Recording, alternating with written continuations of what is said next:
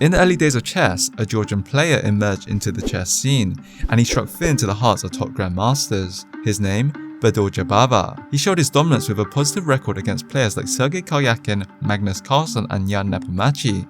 He seemed unstoppable. He won tournament after tournament and no one could stop him. However, as the new generation of grandmasters emerged, Jobava's chess elo took a downturn. The once mighty Jobava, who had once struck fear into his opponents, now struggled to retain his elo rating. With a series of unexpected losses against these rising stars, he found himself grappling to maintain his position among the top 100 players in the world. This is the tragic story of the rise and fall of the greatest chess player to emerge from Georgia. Jobava's name has become synonymous with the Jobava opening. Its rise in popularity among top masters and recreational players is mainly due to Simon Williams and Levi Rosman. Because both players promoted it in their courses, it's become a little bit of a meme opening, and Twitch streamers like the Boto sisters playing it all the time. Top grandmasters somewhat have respect for Jobava. In one of Magnus's Blitz streams, he played the Jobava London for the first time, and he quickly found moves like h6 and h7 that would make Jobava himself proud.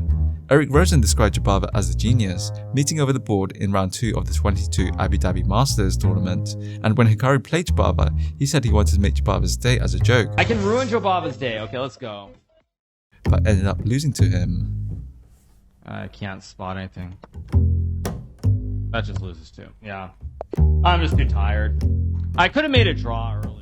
Jobava successfully started his career playing every main line against every top player, taking inspiration from players he looked up to like Alekhine, Capablanca and Kasparov. Those that played him described his play as particularly strong, with aggressive wing attacks, excelling in close positions. A Chess.com article described his play as somewhat reminiscent of G.M. Brent Larsen, a top 3 chess player in the Bobby Fischer era. And this style of play got him far, winning the Samba Cup in Denmark in 2005, the Railway Hotel Cup in China, and the Aeroflot Open in 2006. However, he'll go through a dry period not having won a major tournament for the next 4 years. It's hard to pinpoint why Jobava had this issue. It might just be plain old luck, motivation for the game, or psychological issues. He was still putting on a good show because his performance was by no means on the decline. He would place joint first and second in minor tournaments in 2008 and 2010 respectively. His luck would change in 2011, winning the European Rapid Championships and the Georgian Championships in the following year, reaching a peak elo of 27.34 in 2012 and getting recognition from great players like Kasparov. However, unknowingly, Jobava would never reach or surpass his all-time high for the next 11 years. The question on Jobava's mind in 2012 was how high could he really go? He had a problem though. He was up against a new wave of grandmasters who had trained on computers, memorized theory, and were just as talented as him. Jobava's solution to this? Be more creative.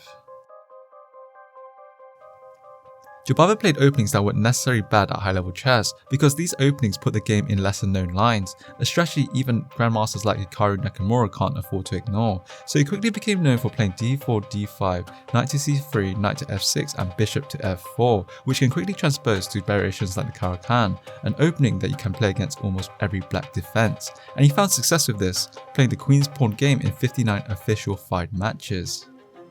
His rating quickly surged in 2014, close to the peak rating in 2012, but he would miss out by 7 elo points and it quickly fell to all-time lows. Computer grandmasters caught on and started to intensely study not well-known lines, so even those became well-known. And this was somewhat tragic for Jobava because you needed to be a top player to get invited to closed tournaments, where the prize money is worthwhile and expenses are paid. And with a wife and a child, it put pressure on Jobava. His career was good, however Jobava needed to look for other opportunities alongside chess. For ages, chess was passed down through generations and remained largely hidden from public eye in chess clubs dotted around the world. In 2014, Chess.com simply launched Title Tuesday with the aim of somewhat promoting chess and their platform. Jobava found himself in these tournaments, eventually winning 4 out of 6 of the first tournaments, taking home $2,083, which isn't something to overlook. So clearly the best opportunities were online if you weren't a top-rated player. In that same year, Chess.com crossed 1 billion games on their platform. Jobava played a lot of online chess under the name Exotic Princess, and his experience in online blitz translated to over-the-board success, winning Olympic gold in 2016 and first place in the European Individual Championship in Minsk. However, the problem of trolls and cheaters plagued Chess.com, and this had a direct effect on Jobava. The combination of computer grandmasters and online chess cheaters made it difficult for Jobava. Often in games, it's a battle of the brain and the ego, and in this post-game press conference, there was an icy exchange between Anish Giri.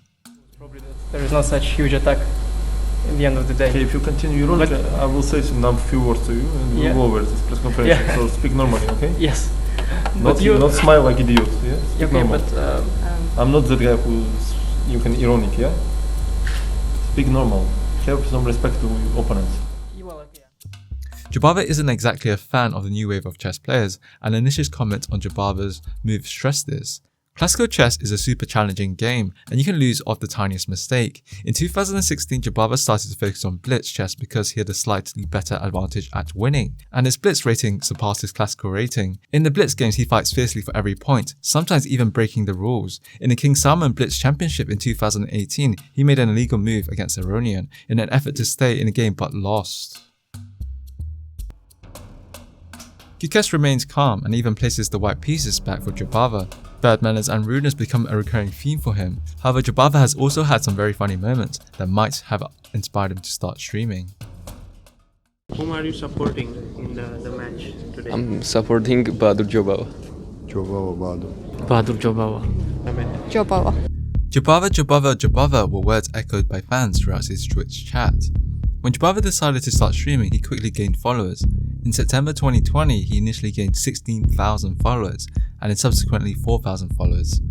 Viewers visited his streams not only because of his great dance moves, but because he played great chess. Jobava's YouTube channel simultaneously gained some success. Thousands of viewers watched his clips playing over the board, and these viewers translated into subscribers. However, his videos aren't that popular, with his most viewed video being 3.5k views.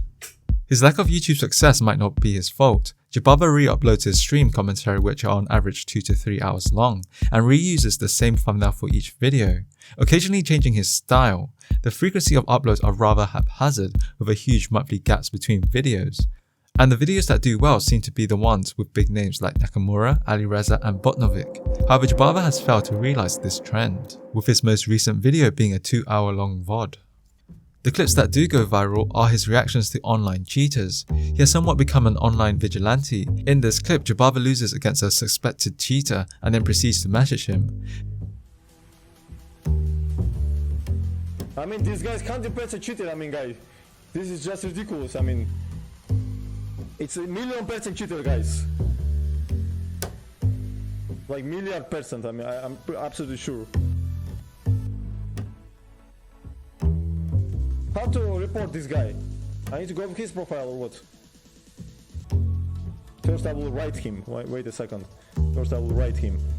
I hope you see it. I won't publicly shame this bitch. Maybe he's not an Iranian, by the way. He just incognito.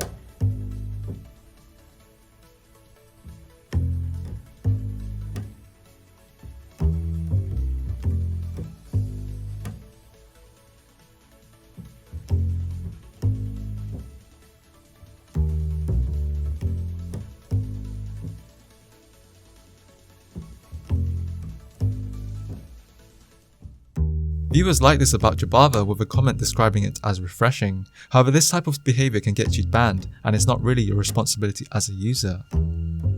Jobava's behaviour has got worse and worse over time. In the following months, he would continually make it his mission to find cheaters, and when he did legitimately lose a game, he'd find other reasons to berate them. The guy is raw. It's insane or what? It's 1 minute 11 seconds left, and I have 1 minute 16 seconds. Why he don't attack raw? The point. He's completely insane or what? In this clip, Jobava offers a draw when he's clearly losing a position, and then proceeds to call them an idiot when they decline. In another situation, he loses against an IM, and then blames her for messing up his tournament. Fuck this shit, what I'm doing, Fuck! So fucking angry, what how I lost to that girl, come on. He played extremely bad, how I lost to that? How I lost to that girl, this girl just ruined my tournament and she will make like 5 or 6 points in total, maximum. Yeah? Jobava's behaviour didn't go unnoticed by moderators on chess.com, and this was the final straw.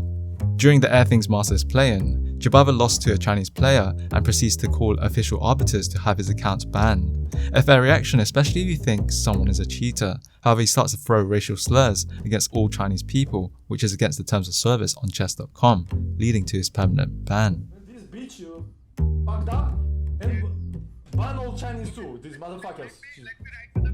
Not right, call them. Not right. Right will take 1 day. I can't ban Joey. I'm not in the. But you are a fucking mod admin in Chesscom. If you cannot contact, who can contact then? I mean, do it immediately. Yeah. Right now. Okay, yeah, give me Okay. 2 minutes. 2 minutes. Go. Bye. This is just unreal. It's just. I cannot believe this. I mean, how many motherfuckers I have to. There was like 100 players in this fucking tournament, and I faced all one cheater maybe in this. Yeah. I found only one cheater in this fucking tournament. Yeah, like from 100 players. And Chesscom does nothing. Yeah, just sit and commentating bullshits, say nothing and do nothing. But it's unreal. I don't care. If he will not be banned right now, I will not play. I promise you. I don't give two fucks. I will not play any of these fucking qualifiers. I don't care.